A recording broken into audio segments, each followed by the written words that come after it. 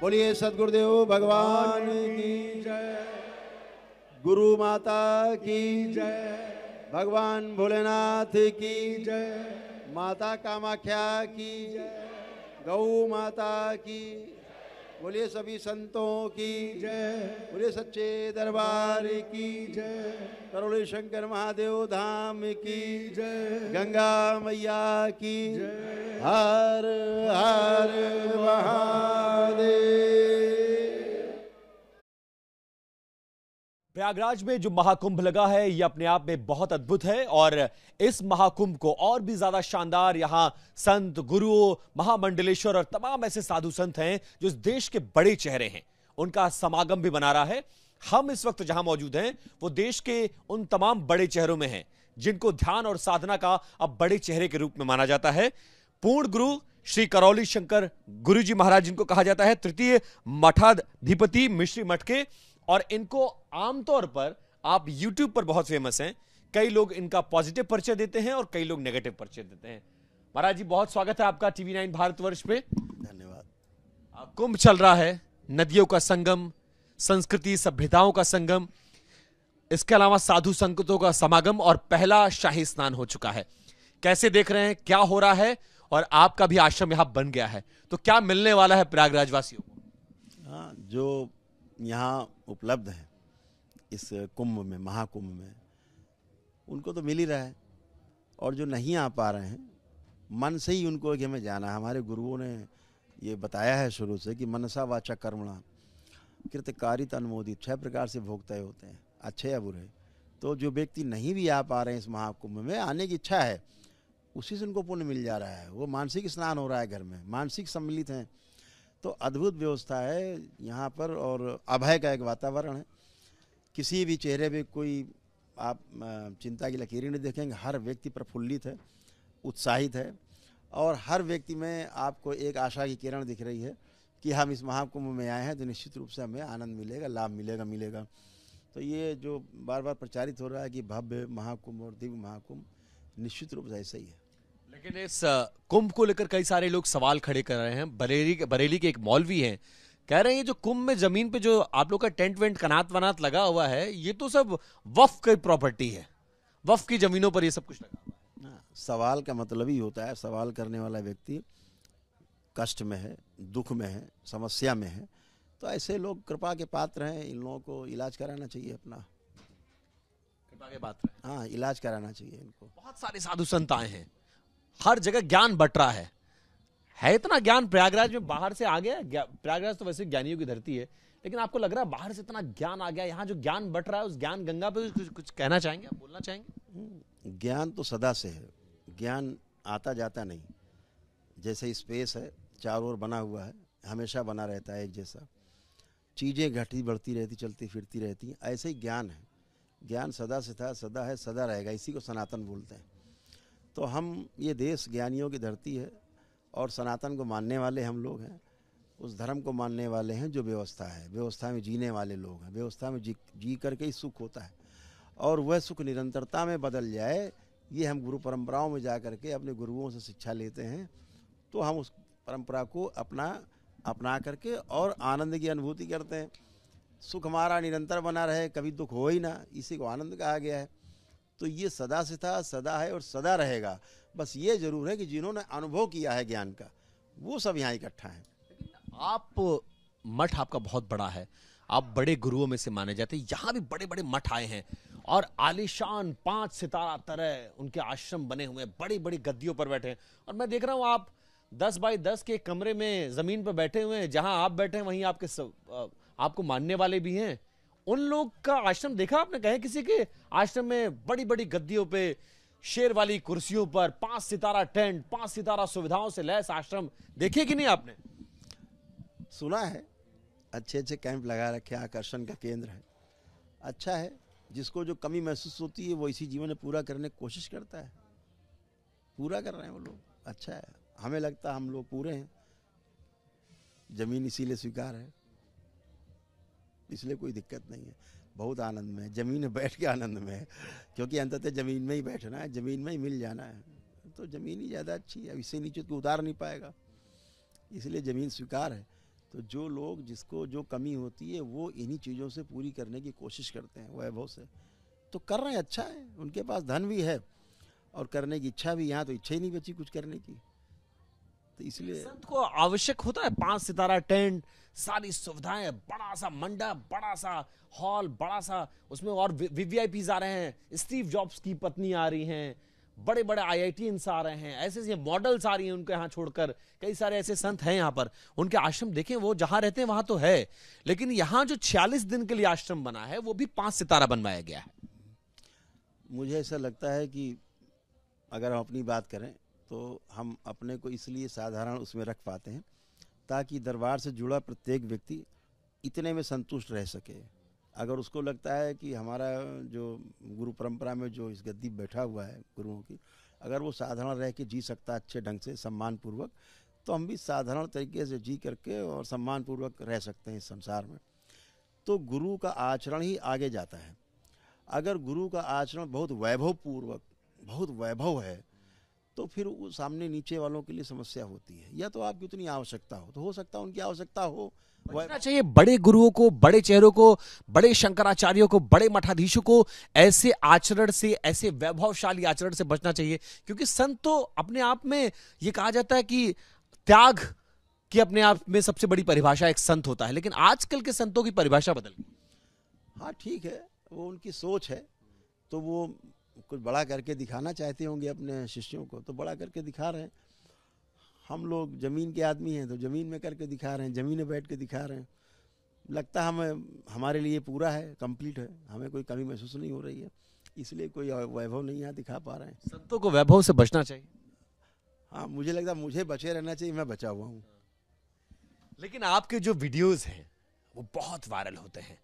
आपके वीडियो को बहुत सारे लोग ऐसे हैं जो बहुत पॉजिटिव वे में लेते हैं और आपको फॉलो करते हैं।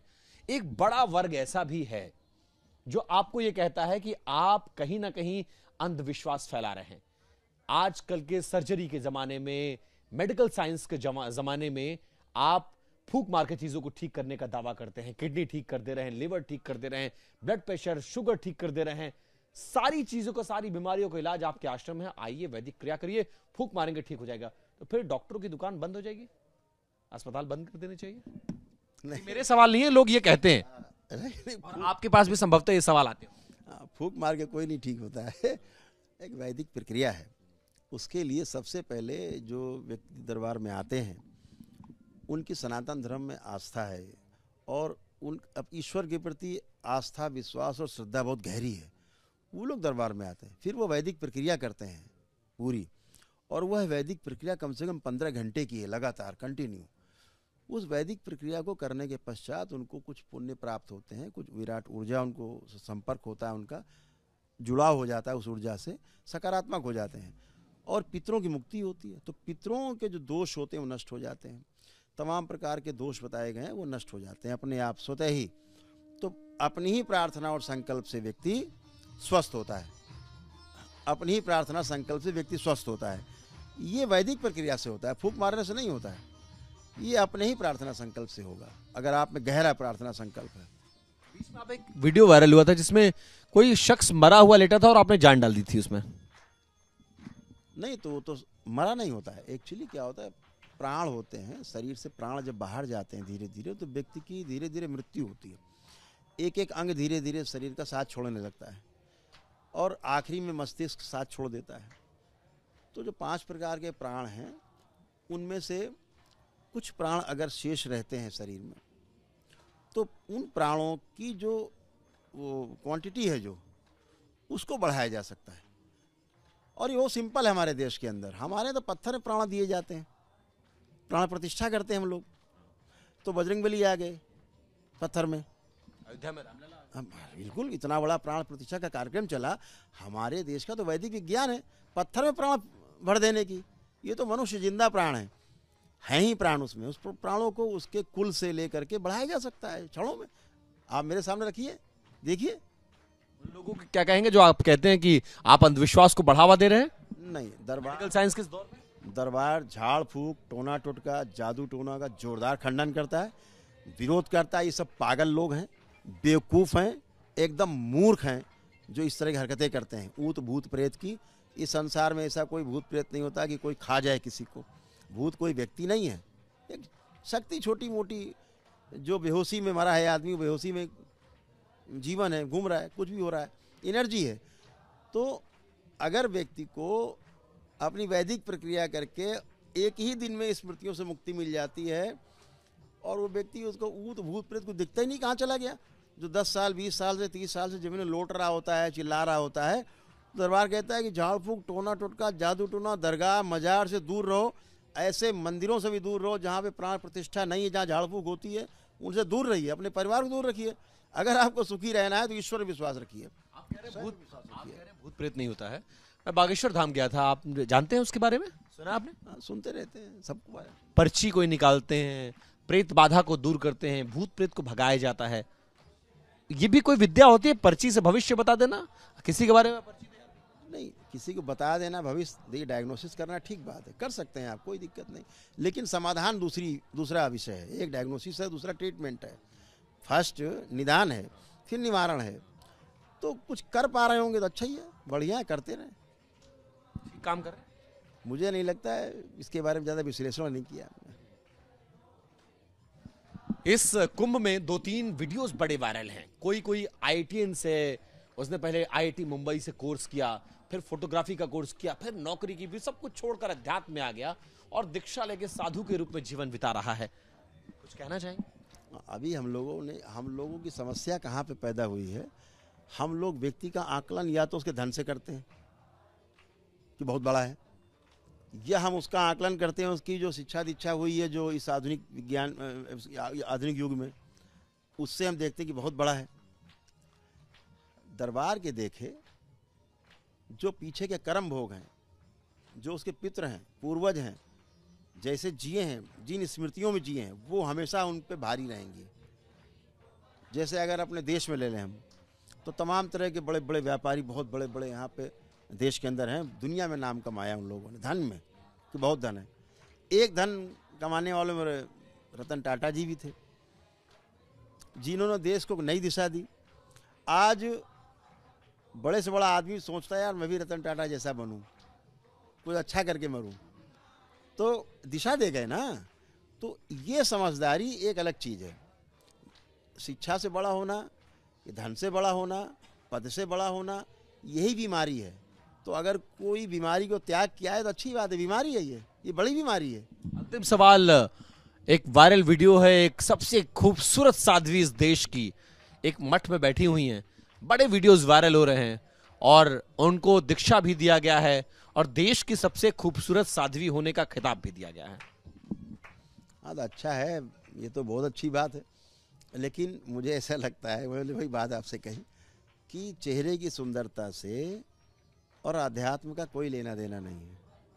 जिन्हें भगवान मानते हैं वो सब सांवले थे, काले थे, काले कलूटे थे, चाहे राम को ले लो, चाहे कृष्ण को ले लो। हाँ, तो उस पर नहीं जाते हैं। हम लोग आंतरिक सौंदर्य को देखते हैं कि व्यक्ति में आंतरिक सौंदर्य है कि नहीं। अब इतना बाह्य सौंदर्य है, लेकिन आंतरिक कहीं न कहीं तो उथल पुथल है, तभी तो बच्ची आई होगी वो। तो सबसे बड़ी चीज़ ये है कि हमारा आंतरिक सौंदर्य निखार पाए, तो अच्छी बात है, वो भी निखारने के लिए आई होगी। मठों में ऐसे लोगों की जगह है जो मॉडल की तरह रहते हैं आज भी। गला, वो जो आजकल एक्सटेंशन हेयर्स आ रहे हैं, वो वाले जो साधु संतों वाले होते हैं, वो लगवा के कहा जा रहा है दीक्षा, ऐसे दीक्षा दी जा सकती है। कोई आया और मॉडलिंग प्रोफेशन छोड़ के वो दीक्षा लेके बैठा है, कितने दिन तक रहेगा कुछ नहीं पता। बिल्कुल नहीं पता है, क्योंकि जो इस तरह से लोग आते हैं निश्चित रूप से ऊब के ही आते हैं। लेकिन समस्या वहाँ ये नहीं है, अभी वो जिससे ऊब के आए हैं वो त्याग दिया, अभी इससे ऊब जाएंगे, फिर इसको त्याग देंगे, फिर भोग में चले जाएंगे, फिर भोग से त्याग, त्याग से भोग, भोग से त्याग, ये चलता ही रहेगा। जब तक आंतरिक सौंदर्य निखार नहीं पाएगा तब तक त्याग और भोग में झूला झूलते रहेंगे। दरबार कहता है ना त्याग और ना भोग, सदुपयोग। तो जितना मेरे को चाहिए उतना मैं सदुपयोग करता हूँ। ये मेरी सुंदरता है, ये दरबार की सुंदरता है कि ना त्याग है और ना भोग, एकदम खुले आसमान नीचे भी नहीं बैठे हैं और एकदम बहुत विलासता भी नहीं है। तो हमारी जितनी सदुपयोग करने की हमारी चाहिए, मेरे को शरीर को सुरक्षा बनी रहे, उतना मैं और सब परिवार दरबार के लोग हैं सब आनंद में। तो सदुपयोग सबसे बड़ा है। अंतिम सवाल, पहला शाही स्नान हो गया है, 2 और शाही स्नान है, 46 दिन का कुंभ है, कब तक आप रहने वाले हैं? दूसरा, जो लोग पूरे देश और दुनिया में आना चाहते हैं उनके लिए क्या संदेश देना चाहेंगे और कुंभ के इंतजाम को लेकर क्या कहेंगे? सबसे पहले तो हम लोग पूरा 45 दिन का जो ये महाकुंभ है पूरा दिन रहेंगे।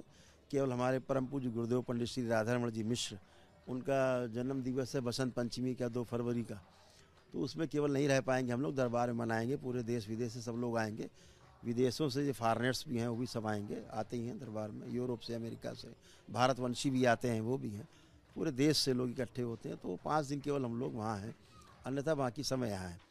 दूसरा, इस कुंभ का सबसे बड़ा संदेश यही है कि जो हमारे मस्तिष्क में जो बेकार की इच्छाएं पड़ी हुई हैं, हमारे मस्तिष्क में जो विकृति हैं बन गई हैं तमाम, हमने अपनी मान्यताएं बना ली हैं कि ऐसा नहीं, ऐसा होगा, धन होगा तो सब कुछ हो जाएगा और धन के बगैर मर जाएंगे।